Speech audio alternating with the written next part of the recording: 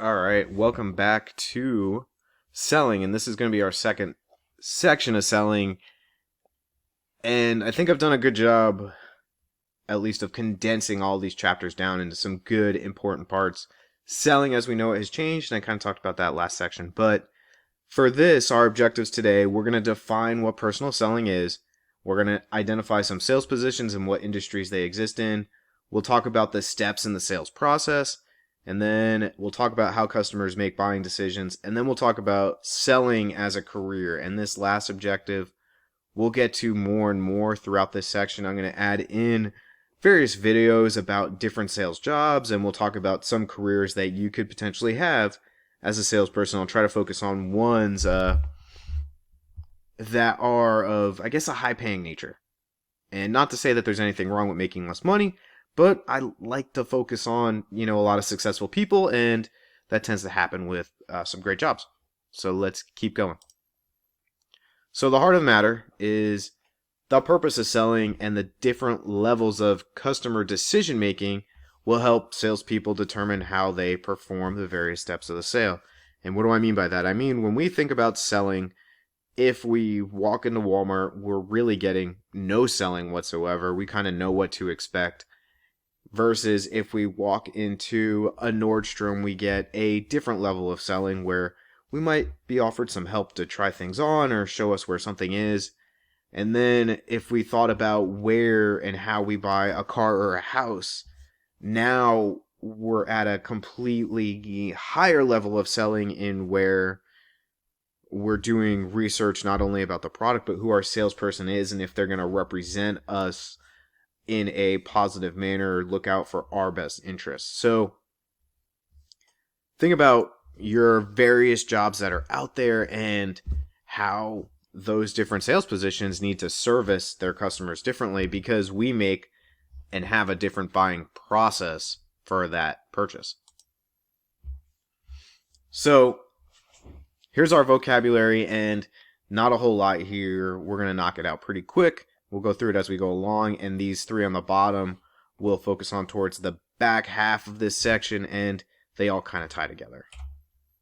So this is a nice little wrap up for this whole section right here.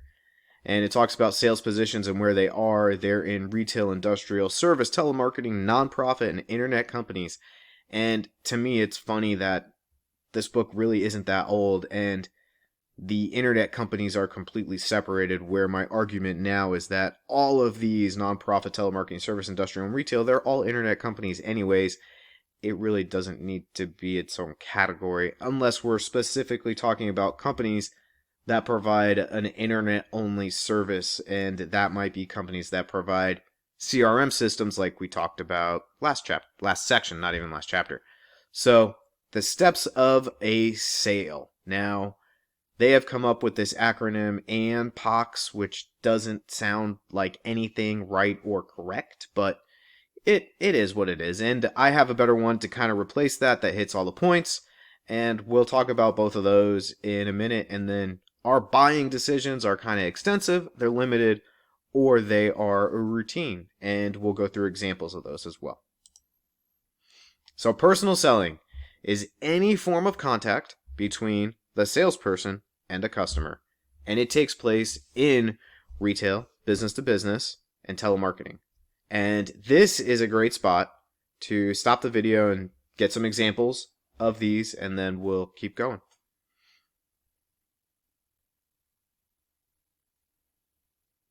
All right, we're back, and hopefully that was a worthy conversation. Let's keep on moving. So once again, same look. We kind of know this information already, and they're just the various types of sales positions that are out there. And pretty much every business that is a business has some form of sales opportunity or position in it in order to function. Because if you're not selling your product, you're not making money, and you're kind of out of luck. So here is our formal vocab words. And we've kind of talked about organizational selling before, but that is any type of transaction that occurs between two business entities. We're not dealing with your traditional consumer-customer type relationship. So these are the Dunder Mifflins of the world that sell all of the goods and products that other companies use and need to work and survive and function. Personal selling is what we just kind of talked about. It's any form of direct contact between the salesperson and the customer. Cold call, we talked, I feel like we talked about it before last section. It's a visit with a customer. It's not a, it doesn't necessarily have to be a phone call. We talked about a call last time is what we did. When you cold call is when you have no appointment. You haven't set it up in between. You just walk in the door. You're just knocking house to house. Those are all cold calls. And then telemarketing is soliciting over the phone randomly. Hey, Mr. Barron, I want to talk to you about your school loans. Or Mr. Barron, I'll talk to you about your Ford Escape and the warranty. And I haven't had a school loan in 18 years, and I haven't had a Ford Escape in about 10. But I still get those phone calls about those two opportunities, apparently. I usually don't answer them, and then I block them at the end. So get this down, and then we'll move on. I'll give you about 15, 20 more seconds.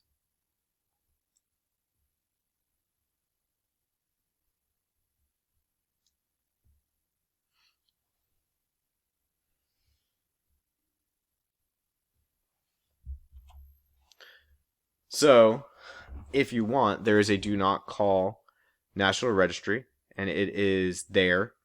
And I guess the one thing that's weird to me is that you have to register for something so you don't get calls, so you're potentially giving your information out to someone else. But that is a potential opportunity if you feel like you're tired of all the random calls out there. So, moving on to the steps of a sale and Ann Pox. A stands for approach the customer, which to me is obviously the easiest thing in the world and the most common sense because you can't have the conversation from across the room. The next one, this is probably the most important about a sale, is understanding what the customer wants and needs and being able to tie your product or products to that opportunity. And in Frito-Lay, or I guess a better example would be banking, it's really easier because customers tend to need really a simple thing for the bank to understand. They need money, and it is, can we give them money in a way that can make them profitable and make the bank profitable through loans or other services. And to me, that was always very crystal clear. To me, it was a little harder to sell chips because I struggled with people actually needing chips, because most of us want to live a healthy life, although chips are delicious and I love them myself. The next step is you're going to present the product. During that presentation, you'll overcome any objections. You'll, what I call, ask for the business. They call it close the sale. And then you might do some suggestion selling, anything that adds to your sale that you already have established. And then you will, through this whole process, you're going to hopefully build a relationship. And that's what allows you to have trust with the customer and come back and ask for more and more. So get this whole acronym down, and then in a second I will show you what my actual language was at Frito-Lay, because we had one that we trained about, and it was trained so much that I actually remembered it. So I'm going forward. If you need me to stop, tell me. Alright. Frito-Lay had what's called the snack. It was the snack pitch, essentially. But S standard for state the objective. So I'm here looking to help you with your problem of not having items that have a high enough margin. Then I would nail the pitch and I would talk about the high item margins that we had, because items had various different margins, obviously. Then we would ask for the business and I would confirm the details, and then I would keep them informed. And it was so simple and it was easy to remember, and it became the format for all the time that I was there. This is one thing that never changed. We always focused on this, and your boss might ask you, hey, if he was out with you on a call, he might say, hey, you did not confirm the details. Or he might see you after the fact and be like, are you keeping so-and-so informed? And it was just everyone's way of reinforcing this little mantra called snack. And it was honestly really easy to remember, and we would train our salespeople to do it as well.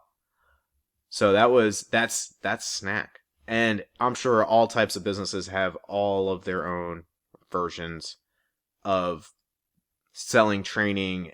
I'm sure Miss Reddick had hers from Verizon, and everyone will probably have their own story. It's a way of customizing your training for that various business. But let's keep going, and we'll move away from the sales process and into some customer decision making. So, breaks down into 3 areas, and I'll put them all up there, and we'll talk about each one. So, extensive decision making. This is used when there has been little or no previous experience with an item offered for sale. And I tend to think that extensive decision making kind of goes in and along there with the price of an item. You're going to be more worried about spending significant dollars, like when you buy a house or a car, versus when you buy a can of tomatoes at the supermarket, or anything at the supermarket for that matter. Because you want to know how the car rides, how it drives, what are people's experience with it, and you want to know that your money is going to meet what your needs are, or needs or wants, I should say. So limited decision making is when a person buys goods or service that he or she has purchased before but not regularly. And routine decision making when a person needs little information about a product he or she is buying. To me, that's pretty much everything at the supermarket, and if I have no experience in it, I'm willing to take a risk and buy that. Limited decision making, going backwards now that we've kind of established the top extensive and the bottom routine. Limited are those items that you may have purchased before, but you don't purchase them too regularly. For some of us, that might be shoes or clothing, because we all know some good brands because we have some experience with it, and we're not that worried because we're not spending a significant amount of money, but we're going to kind of focus on what we know and where we've been. So give it another 30 seconds or so to get those down, and then we're getting close to wrapping up. We'll talk about some sales careers in a minute.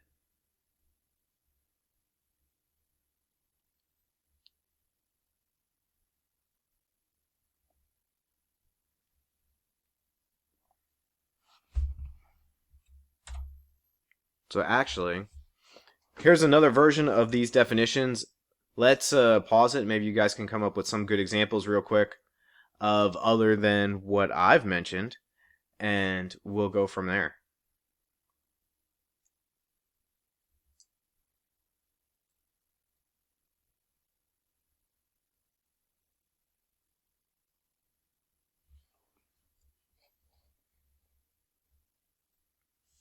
Alright, so the last thing we're going to do here, we're going to talk about some sales careers real quick, and maybe some of the benefits of them, and then I think I have some examples in there.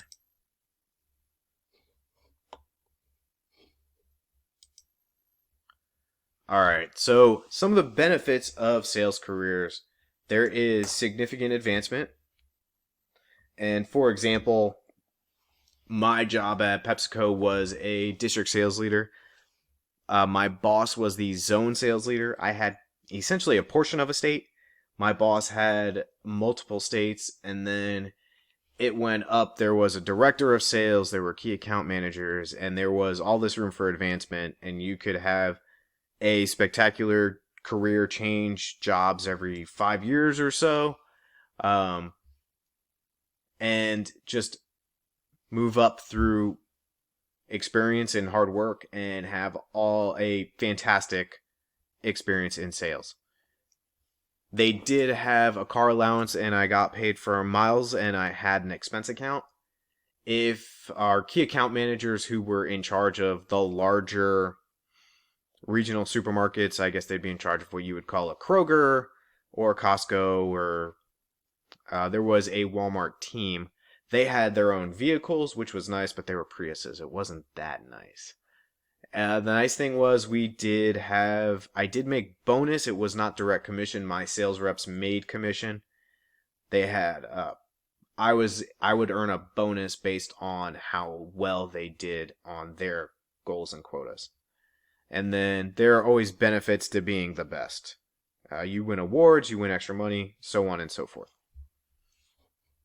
So some careers, and we'll start kind of with real estate, and you can kind of see this is an annual salary for a number of states in the US, and I didn't obviously grab all of them because it'd be pretty long. But this was, I guess, probably the top of the list, and you can see the average salary for a real estate agent. And remember, this is the average.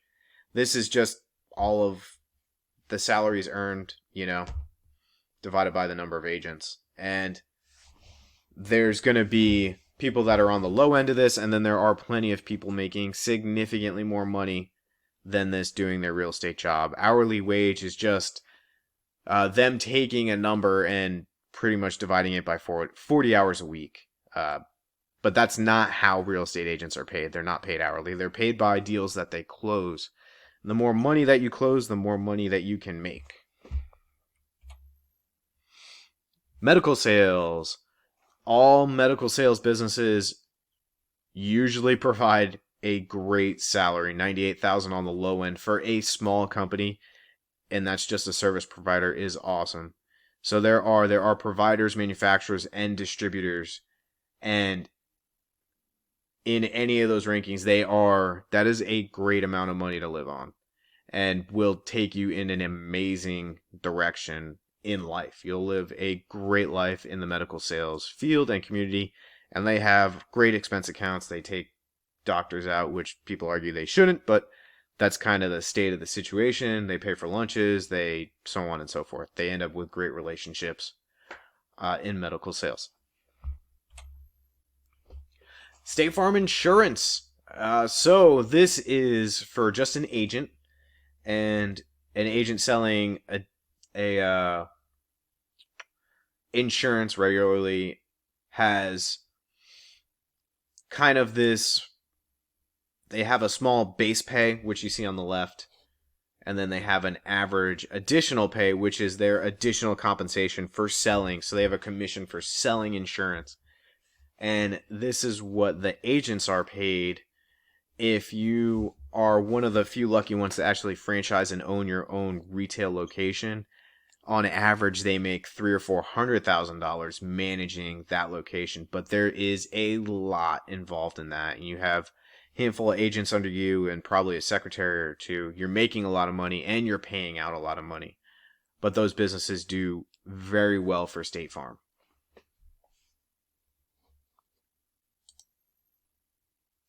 All right, you can see here car salesmen, and they have a few ways of getting paid. They have probably an average salary, and then bonus, commission, and then potentially profit sharing. If you added all these into this 41, that could be a good amount of money, but that is at a great dealership, and you can't assume that every year is going to be this way, because there have been years in the past where there are next to no cars being purchased. And the whole car industry slows down dramatically. When the economy slows down, people stop buying cars and start buying used cars. It's also one of those jobs where you kind of live at the dealership, is my understanding. It's not easy to... You spend a lot of time at the office, so to speak. And that's not easy for everybody.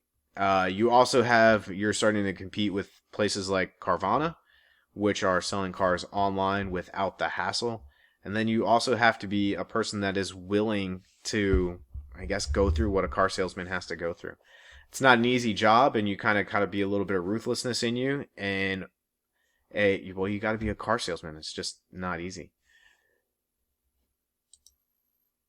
External wholesaler. Wholesaler is how do I put this? In the financial industry, and this was one of the jobs my wife has had in the past, but you have all these companies that sell financial products to financial advisors, whether that's a mutual fund or an exchange traded fund or an index fund. They sell their product to a financial advisor that works at a bank or like Raymond James, and their job is to push the funds into the financial advisor's hands, so the financial advisor uses them, and they're paid a commission that way. So you have to be really intelligent in order to do this, but you can kind of see how all of this money adds up. This is their salary, this is the bonus, commission, and profit sharing, and all that money will go kind of get lumped together into the final compensation for the company, and you usually wind up with a six-figure job.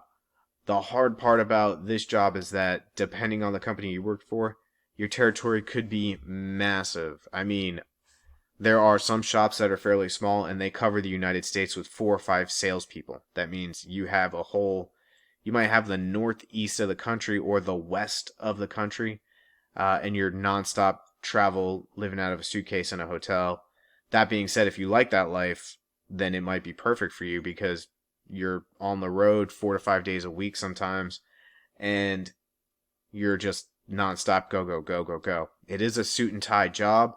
It does have its perks where my wife had a insane expense account. She would take people out to for golfing, and she'd pay for golfing lessons for advisors, and it was a lot of fun for her. But it's a great job if you are good with math, good with numbers, and good with people. And the last one that we'll talk about is Amazon sales rep. And an Amazon sales rep earns $172,000 annually. And that includes, this is one that's already tied all together, but you can kind of see it on the right here. This is their total compensation. They have a base salary of about 100, a $72,000 average bonus, and then they can get an equity range of $50,000. And equity is stock in Amazon. And so it's a highly paid job, but if you've heard about the culture at Amazon, it is absolutely ruthless, and you might not sleep for the time there. When I lived in Seattle, my neighbor was at Amazon, and he was using essentially Amazon to get his next job at another company, and he could not wait to get out of there because of how ruthless the culture was. And that was just the way Jeff Bezos made it. So this is a super interesting topic. If you have questions, great time to ask them. Other than that, we are wrapped up with chapter 12. I hope everybody enjoyed it, and I will talk to everybody on the next one. Bye now.